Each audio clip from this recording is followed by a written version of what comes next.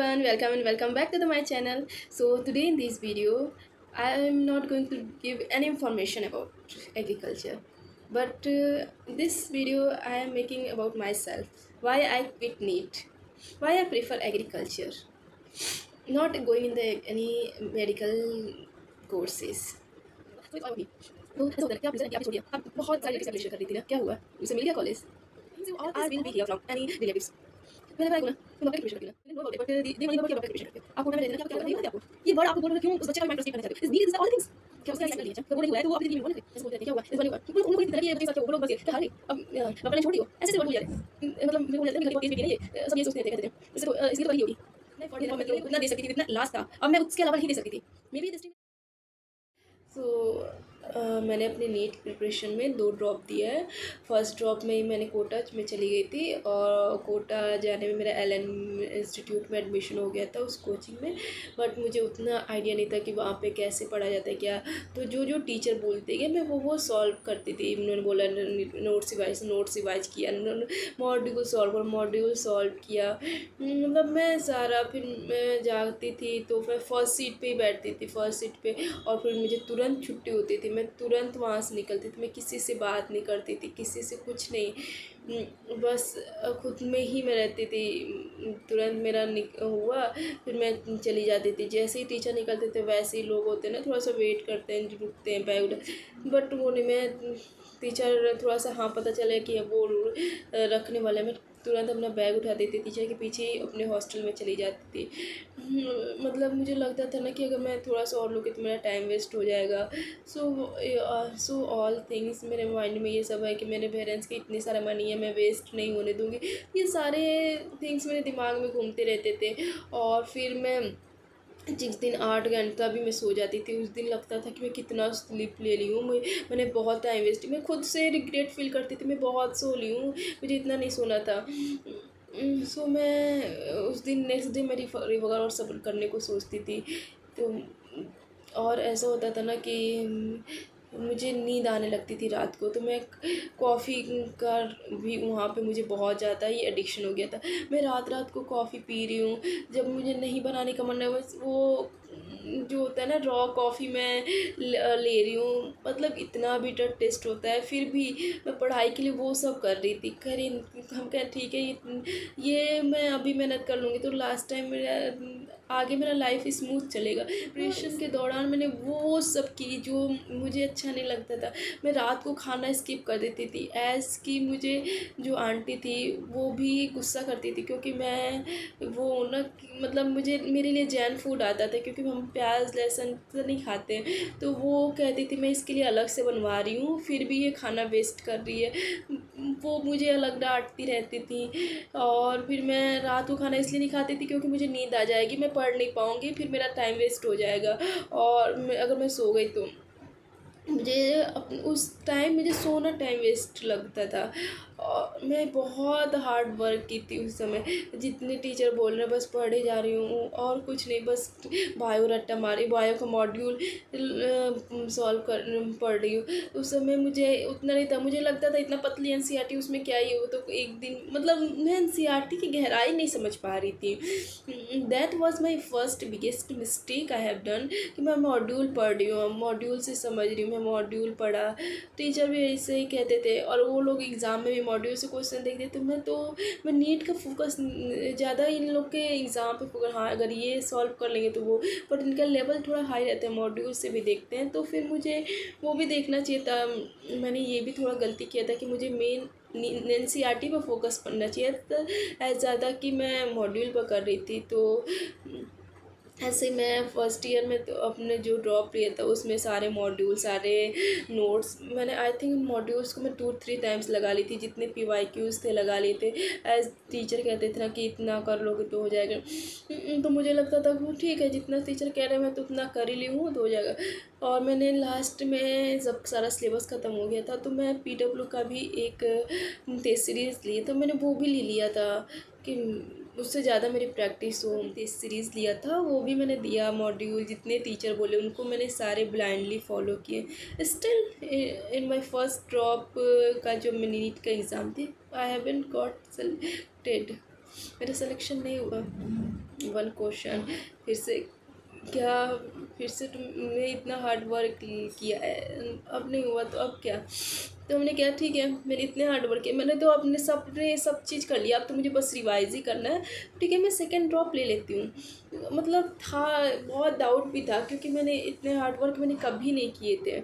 और ये जब मैं कोटा में रहकर एग्ज़ाम दी थी, बहुत सारे रिलेटिव, आपका बेटी को हो गया, मतलब ठीक है जब हो जाएगा तो वो लोग बताएंगे, तो मतलब एक टॉन्ट टाइप होता है ना, वो लोग आपको मारने के लिए वो पूछेंगे ही पूछेंगे, तो आप लोग को ये निग्लेक्ट करना है, सबके साथ होता है ये सब, ये नॉर्मल है। स्टिल मैं उन लोग को बातें निग्लेक्ट कर कर मैं फिर से ड्रॉप ली। और इस टाइम मैंने एलन में बहुत सारे मॉड्यूल के साथ साथ ग्लांस, एनसीआर, ईच सब मिलता है, तो इस बार मैं मॉड्यूल वो सब मॉड्यूल भी तो लगाई, बट ये चारों भी सब मैंने लगाया, जितना मिलता गया, जितना चैप्टर कंप्लीट होता गया मैं वो सब लगाती थी, जितना क्वेश्चन में प्रैक्टिस कर सकती थी सब, मतलब मेरे पास जितना पोटेंशियल था ना सब मैंने यूज कर दिया उसमें लगाने के लिए। एट लास्ट तक मैं सारे मॉक टेस्ट वगैरह मैं इस टाइम मैंने दोनों टेस्ट लिया था, पीडब्ल्यू का भी टेस्ट देती थी, एलएन का भी टेस्ट देती थी। थोड़ा सा होता है क्या, क्योंकि सिलेबस हुआ मैं जिस साइड के पढ़ती थी, तो एक होता था कि ठीक है मैं पिछले साल को जो पढ़ी हूँ ना, तो उसके एक्सपीरियंस पे पीडब्ल्यू का टेस्ट देती थी, और एलएन वाला जो था वो मैं जो पढ़ी रहती थी वो टेस्ट देती थी। तो ऐसे मेरा दोनों टेस्ट देती गई, और ये हो चुका था कि मैं सब कुछ, अब मेरे से नहीं हो सकता भाई, मैं इतनी अपनी पूरी एफर्ट डाल चुकी थी, जितना एलन में मॉड्यूल मिला था ना वो मैं सब लगाई थी। इतना टीचर बोलते थे ना, लोग कहते ना कि तुम टीचर का फॉलो करो, तुम टीचर के फॉलो करते हो, रोज़ क्लास आओगे तो तुम्हारे सिलेक्शन से कोई नहीं रोक सकता। भाई ऐसा नहीं होता है, ज़रूरी नहीं है कि जितने टीचर फॉलो कर बोलें वो करो, और जो भाई वो 3 घंटे भी वो एग्ज़ाम के आपके मैटर करते हैं। आप कितने भी 1 ईयर दियो 2 ईयर मैंने सारे चीज़ लिए थे, मेरे टेस्ट अच्छे जाने लगे थे। स्टिल मैंने जब ये एग्ज़ाम दिया ना नीट का, मैं जब इंटर की उस समय भी मेरे सब अच्छे थे। फिर मैं जब एग्ज़ाम दी पता नहीं क्या हो गया था, मेरे को इतने सारे पैनिक अटैक्स आ रहे थे कि मैं अपना रोल नंबर में लिखी तो ऊपर सही थी, पर मैं फिल जो थी वो गलत कर दी थी। उस टाइम में मेरे आँखों में से आंसू आ रहे कि अब क्या, अब तो मेरा सब स्पॉइल हो गया, अब मेरे से कुछ नहीं हो सकता, अब मैं सॉल्व भी करूँगी पेपर तो मेरा चेक नहीं होगा। बट मुझे उस समय कुछ आइडिया नहीं था। मैं न्यूज़लेटर को दिखा रही हूँ तो कह रहे हैं ठीक है, वो मुझे लगा वो वाइटनर देंगे, वो कुछ नहीं कर रहे हैं, वो आउटेंस होते हैं। फिर मेरे को मुझे लग रहा है कि मैं ऐसे ही अपना 1 आवर वेस्ट कर दी उसमें, मैं बस रोने में कि मेरा क्या हो गया, मेरा कुछ नहीं हो सकता, अब मेरा पेपर ही चेक नहीं होगा, मुझे ऐसा लगने लगा था।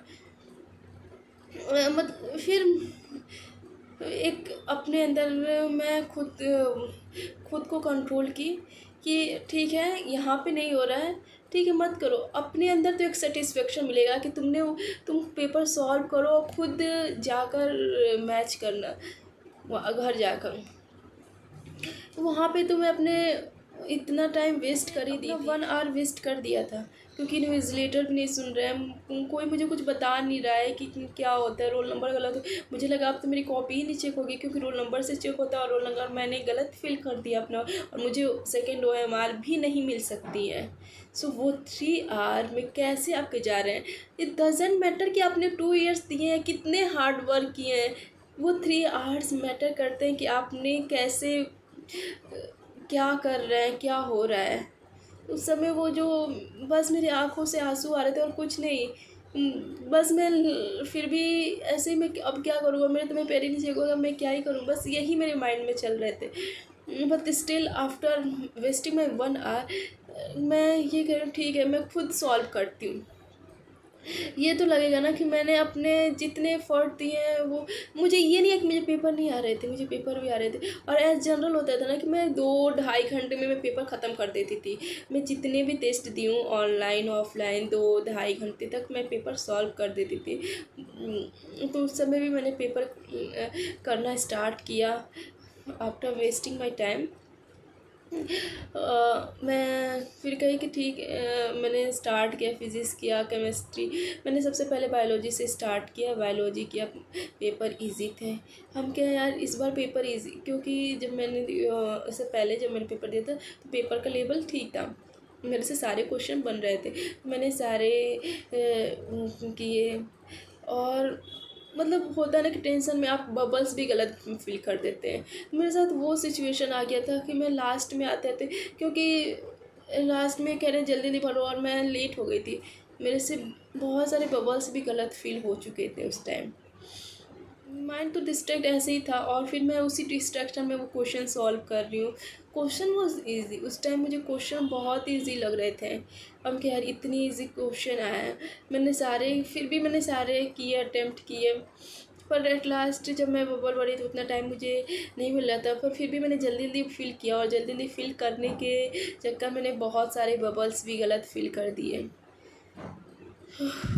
तो बट एट लास्ट में जब निकल रही थी तो मेरे भाई मेरे को बाइक से लेने आया था, तो वो पूछ रहा था, क्योंकि मेरे एलन में भी टेस्ट लास्ट टाइम अच्छे जा रहे थे, तो सबको ये बिलीव हो गया था कि हाँ इसके हो जाएंगे इस बार।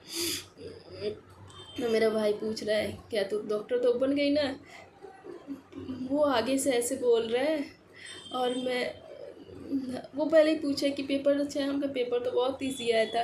पर मैं जब बोलती कि मेरे साथ ऐसा हुआ, उसने इतनी खुशी से बोला कि अब तो तू दीदी डॉक्टर बन जाएगी ना। मतलब मैं पीछे, मेरे आँख में से आंसू आ रहे हैं, मैं कुछ नहीं बोल पा रही हूँ उस समय। वो बस हंस के ऐसे चल रहा है, तो फिर ऐसे कह रहा है कि चल अब मैं तो तेरे को तो मॉल में ले चलता हूँ। वो मुझे को घर भी नहीं ले गया। पर ऐसा होता है ना कि मेरे अंदर वो नहीं होता है। फिर ऐसे मैं उन लोग को खुशी देखकर मैं नहीं चाहती थी कि मैं बताऊँ अंदर मेरे साथ क्या हुआ है। मैं कुछ नहीं बताई, घर पे भी नहीं बताई। फिर मैं गई, फिर हमने बोला कि हाँ, मैंने सबसे यही बोल दिया ठीक है जो रिजल्ट आएगा सब देख लेंगे। मैं नहीं चाहती कि लोग मेरी वजह से, इन लोग जो हुआ है फिर से ये लोग सैड हो। तो मैंने नहीं बताया घर पे कि मेरे साथ ये सिचुएशन हुआ है। फिर ऐसे रात में मम्मी के पास में सोई थी, मेरे को सांस ही नहीं आ रहा है, मेरे को इतने पैनिक अटैक आ रहा है कि मतलब बस मुझे अपना नीट का रिकॉग्नाइज हो, मैं इतना तेज़ तेज़ रो रही हूँ। मम्मी भी डर गई। तो मैंने मम्मी से बताया कि मम्मी मैंने तो अपना रोल नंबर ही गलत लिख दिया, मेरा तो रिज़ल्ट ही नहीं आएगा, मेरे साथ ये हुआ। तो मम्मी मेरे को शांत कराई, फिर मम्मी पापा को फ़ोन ही, पापा शांत कराए। फिर वो रात ऐसे ही चला गया।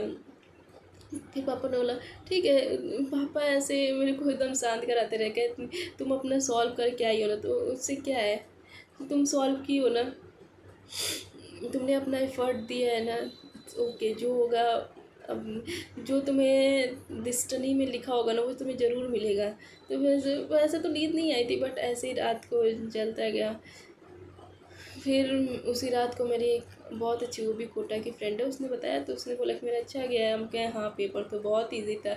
हम कहें जिस बार पेपर इजी आता है, जब मैं सारा करने वाली तो मेरे साथ ये कांड क्यों होता है। तो उसने बताया कि ऐसा नहीं होता है कि तुमने लिखा सही है तो तुम्हारा रिज़ल्ट आएगा। तो उस टाइम थोड़ा सा मेरे को थोड़ा अंदर था कि ठीक है, एक होप थी कि हाँ चलो आ जाएगा। उसने मेरे को बहुत समझाया लिखा, तो मुझे यार, तो मैं वही कह रही हूँ ना कि आप कितने एफर्ट्स देते हैं ये नहीं मैटर करता है, वो 3 आवर्स मैटर करते हैं, बहुत ही ज़्यादा मैटर करते हैं। वो 3 आवर्स आपके कैसे जा रहे हैं। अब मेरे पास इतनी हिम्मत नहीं थी, और मैंने बहुत सारे एग्ज़ाम दिए थे, तो मेरे को CUT से BHU में मुझे कॉलेज भी मिल गया। और फिर रिश्तेदार होते हैं ना, ऐसे बोलते रहते हैं क्या हुआ, इस बार नहीं हुआ। उन लोग को नहीं दिखता ना कि ये बच्चे के साथ क्या हुआ। वो लोग बस ये क्या हार गई, अब डॉक्टर लाइन छोड़ रही हो, ऐसे ऐसे वर्ड बोले जा रहे हैं। मतलब मेरे को बोले जाते थे ना, अपने घर की बहुत तेज़ बेटी है ना ये, सब यही सोचते थे, कहते थे इससे तो ये तो कर ही ली होगी यार ये। उन्हें पता है कि मैं उसमें नहीं जा रही हूँ, फिर भी BHU में डॉक्टरिंग पढ़ने जा रही है। ये मतलब डोंट फोकस ऑन दैट। उन्हें ये नहीं पता कि आपके साथ क्या हुआ है। They ultimately see your result. मेरे पास अब इतना हिम्मत नहीं था कि मैं फिर से उसमें जाऊं और मैं वो करूं। तो ये तुम, मतलब इतने सारे गाने सुनने के बाद आई डोंट हैव अ करेज। ठीक है, मुझे जो कॉलेज मिला थी but literally I am not very sad कि जो मैंने लिया है। पर अभी भी मैं जब भी जाती हूँ अपने घर, मुझसे पूछते हैं तो तुमने क्या लिया है? एग्रीकल्चर? तुम लड़की होकर एग्रीकल्चर करोगी? मतलब ऐसे भी वर्ड मुझे सुनने को मिले हैं। पर उन्हें नहीं पता कि एग्रीकल्चर में स्कोप है। बहुत लोग को नहीं पता होता है कि ये सब में भी स्कोप है। लिटरली नीट इस सब कुछ नहीं होता है। मुझे भी उस टाइम बहुत लगता था नीट ही सब कुछ है, इसके अलावा मेरे लाइफ में कुछ नहीं है, इसके अलावा मैं कुछ नहीं कर सकती। हाँ, मेरे को ये रिग्रेट नहीं था। मैंने फर्स्ट सेकंड ड्रॉप इसलिए दिया कि मुझे रिग्रेट न रह जाए कि मैंने जितना मेहनत करना था अपना उतना नहीं कर पाई। मैंने उतना किया, मुझे जितना मेहनत करना था मैंने उतना किया। अगर मैं फ़र्स्ट ड्रॉप में कॉलेज ले लेती तो मुझे ये रिग्रेट रह जाता कि मुझे जितना एफर्ट्स देना था मैंने उतना नहीं दिया। But today I am the situation कि मुझे जितना एफर्ट देना था मैं उतना दे सकती थी, इतना लास्ट था। अब मैं उसके अलावा नहीं दे सकती थी। मे बी डेस्टिनी में लिखा ही ना हो, मेरे लिए और भी अच्छा लिखा हो इससे डेस्टिनी में।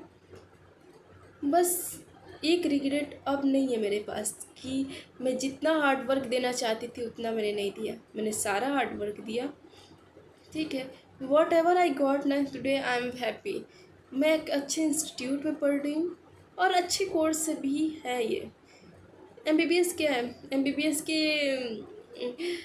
नीट क्वालिफाई 5 साल बाद MBBS. In whole time you have to give all, मतलब जितना भी कोशिश, मतलब 5 साल एमबीबीएस करो, फिर एमएस, फिर एमडी। आपकी पढ़ाई में ही हो ख़त्म हो जाती है। क्या आप उतना इसमें दोगे तो उतना ही होगा। बहुत सारे जॉब अपॉर्चुनिटीज़ हैं, बहुत सारी चीज़ें हैं। Literally I am not have any single regret because जितना मुझे एफर्ट लगाना था ना मैंने पूरा लगाया। अगर उसके बाद भी अगर मेरी डिस्ट्री में नहीं था, अगर जो मुझे मेरी डिस्ट्री में था, अब मैं उसे एक्सेप्ट करती हूँ और मुझे थोड़ा सा भी रिग्रेट नहीं है। और लिटरली ना, that's why I quit NEET.